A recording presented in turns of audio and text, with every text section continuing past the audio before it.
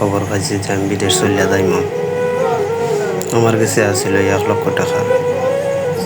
যখন আমি মনে মনে ভাবলাম আমি তো বিদেশ চলিয়া যাইম, আমার 1,00,000 টাকা খেয়ে খাইবে, আর আমি বিদেশ যখন চলিয়ে যাইম আমি তো অনেক টাকার মালিক হইব, আমি তো অনেক টাকা কামাইম।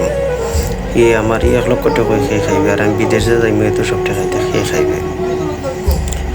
তাই বলে কি করলাম, আমি শুরু করলাম আমার 1,00,000 টাকা ভাঙ্গা।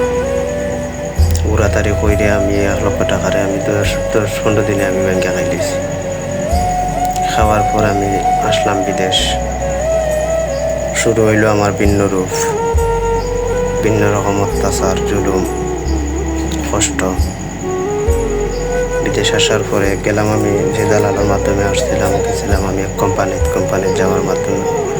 যার মাধ্যমে গেছিলাম, ও গেছে কি দেশে চললে। তাই বলে আমি 6-7 মাস আমি কাম করি। আমার প্রায় বাংলার 1,70,000 টাকার মতো আমার টাকাটা নিয়ে বাইকে গেছে দালালে। আসলাম আমি আর এক জায়গাতে।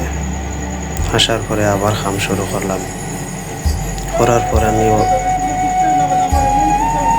টাকা রুজি করতেছি।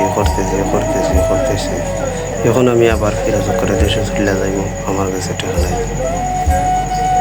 এখন আমি দেশে কিভাবে চলি?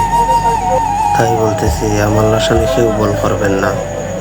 অবশ্যই সতর্কতা হবেন, সতর্কতার সহিত চলাফেরা করবেন। দিন অনেক ভালো যাবে।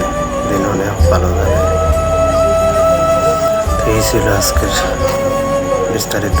ইনশাআল্লাহ আগামী দিন আসবে, আপনারা সবাই শুনবেন। আপনারা যদি গল্প শুনতে চান অবশ্যই কমেন্টের মাধ্যমে জানাবেন।